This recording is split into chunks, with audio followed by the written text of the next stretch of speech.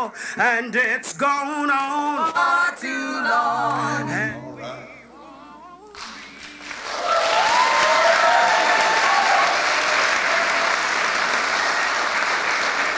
Shalom, the words of my faith tradition. Some of you know me as Dr. O, but for the rest of you, my name is Deborah Opramolla. I'm one of the chairs of the New Hampshire Poor People's Campaign, a national call for moral revival. Tonight, I'm going to share my family's journey to the shadows. Never heard of the shadows? My family lives in the shadows. Our third child was born 7 weeks early. The only thing my family knew was a beautiful addition to our family. Adriel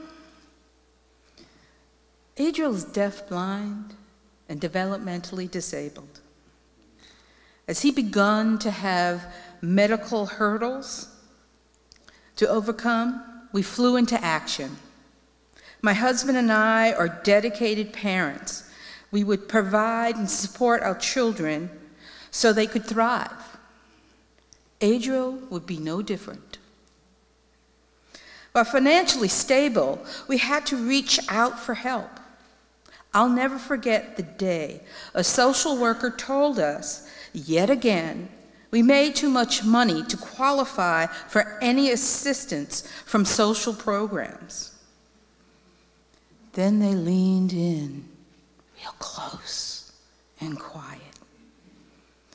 If the two of you divorce and your wife quits her job, you can get assistance. We don't care if you live together. Two things happened that day. We're still married.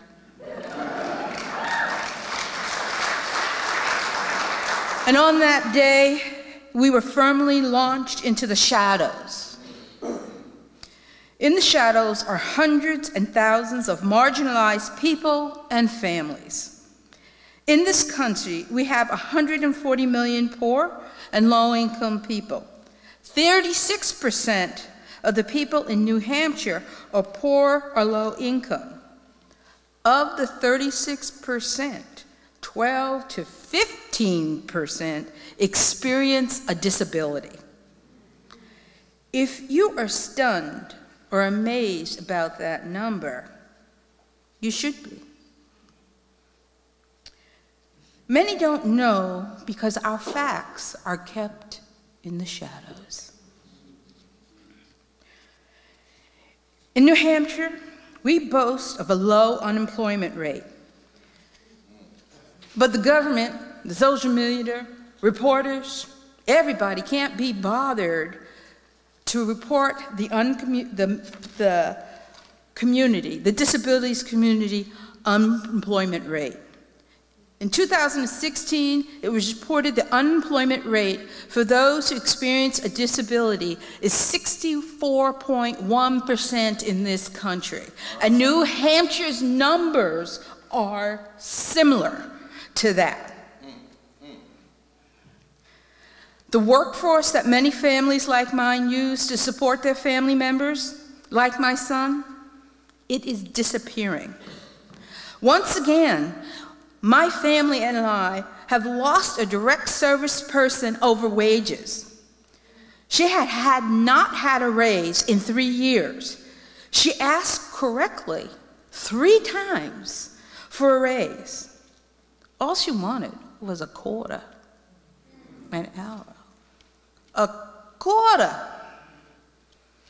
Okay? Even with the quarter, she would be making a little over $13 an hour. Right? 13 for a quarter? This workforce not only supports my son in the community, it also allows me to do the essential work that I do that supports my family and the community. The solution is so simple.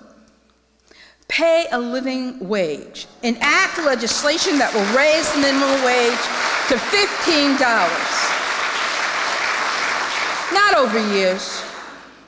We already know $15 an hour is not enough to afford a 2-bedroom apartment in New Hampshire. Very often people who are marginalized are erased from the process of organizing and speaking to our experience because we are seen as incapable or don't fit the model of what a diverse ability should be. Disability communities, stop making programs that don't include everybody. Stop lopping off the top and stop lopping on the bottom and pushing people through the middle. And if you can't do that middle, you are left in shadows. The belief that my son is incapable forces him deep into the shadows. The M.O.R.E is here to mobilize, organize, register to vote, and educate. I know the disability community can mobilize. It organizes, and I know we vote. Now is the time for us to educate. Our facts must be included and taken out of the shadows. The PPC is here. We are ready to listen and to learn. We must rise up together to form the fist of change, to bring it down on positive change. We are here to shine the lights in the shadows so nobody goes into the shadows. But we need to be at the table to have our voice heard. We must stand together to shine the bright light in the shadows. Stand with me. Join with me. Stand. Rise. Stand. Rise.